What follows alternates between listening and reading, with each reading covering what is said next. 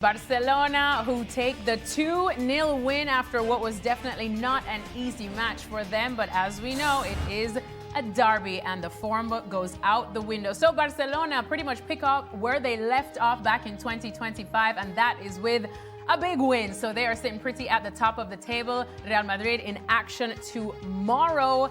As for Espanyol, well, they are still rooted in fifth for the moment, still searching for their first win in a derby over Barcelona. Today was not the day. They haven't been able to do it in 17 years. Well, Luis Garcia knows exactly what it's like to play in this game. Luis, we were talking about what Barca needed at halftime, and who would have thought that it would have been Dani Olmo? Just absolutely wow with that goal.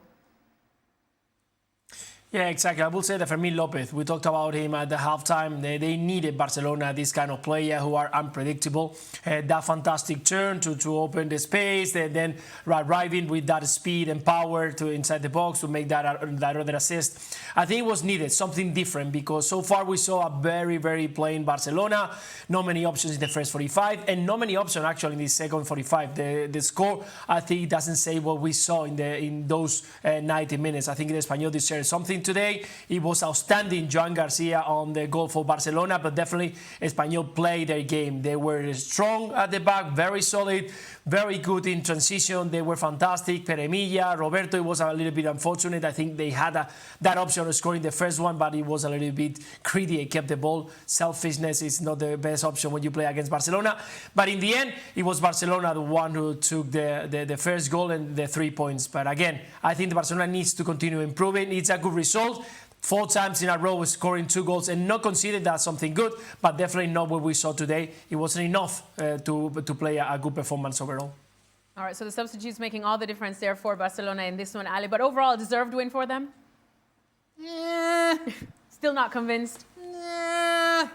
Look, the best way that I could describe this game is to say that 2-0 should have never been the final score in this match. A 2-0 win for Barcelona was never the reality of what happened in this game. It's not a fair reflection of what actually this game was all about. This game was played according to the terms of Espanyol. And even though they didn't have the ball like Barcelona had the ball, Espanyol were the ones that were dictating how the game was going to be played, the pace of the game which the game was going to be played. Barcelona were struggling to create opportunities. Barcelona were struggling to have really purposeful possession in the final third and final product. That improved with Fermín López. It improved with Dani Olmo. It improved with Pedri as well. But you have to say, if the MVP, if your most valuable player, if the player of the game, and rightfully so, and of course it had to be Joan Garcia, then it tells you that there are some issues with Barcelona. And let me just say, on the Joan Garcia conversation, we mentioned it in the pregame. The fans of Espanyol can be frustrated if they want to, because they see their best player walk out the door and go to the rival, in-city rival in Barcelona, and that's understandable that you can be frustrated about that. But the treatment of Joan Garcia and calling him a rat and having all the signs for him and all the things that came afterwards and that have come in and around this game loses sight of the fact that this was an incredible player for your club, for Espanyol. And so good on Joan Garcia to go into Espanyol and have his best game of the season, his best game with Barcelona. The sort of saves that he made today were world-class. Like I said, you know exactly what it's like to play in this type of a derby, but over the last couple of years, it has been very one-sided, with Barcelona pretty much owning Espanyol. I think it's been 17 years since Espanyol have been able to land a punch on Barcelona and win in the league. But today felt different. Today felt like the derby is a bit more alive and well. What did you think of it overall as the spectacle?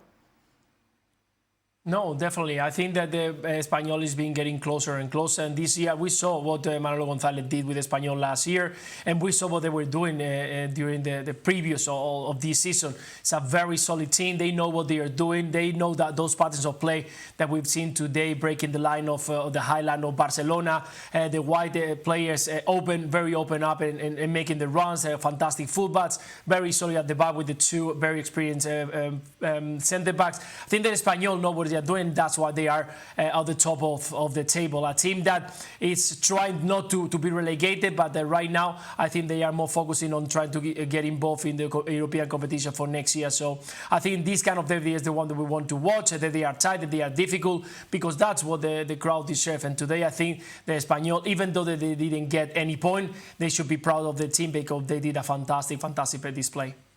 All right, Luis Garcia, thank you so much for chatting with us. Luis, what are you doing tonight? Oh, all right. Okay. You celebrating a Barcelona win? First one what? of 2026? Oh, no. We just start, Ale. We have to start recovering from Christmas, so going to rest. Tomorrow we got a double. Oh, it's hard to be Luis Garcia. It's a hard life, isn't it? Kind of. Kind of. All right, well, it is a hard life because he is one of our hardest workers, and no doubt he will be back this week, because have a look at what's coming up on our network. Barcelona up against Athletic Club de Bilbao in the Supercopa. That's Wednesday, 2 p.m. Eastern Time, and then Thursday it's a Madrid derby in the Supercopa. 2 p.m. is when that one kicks off on ESPN Deportes and ESPN 2.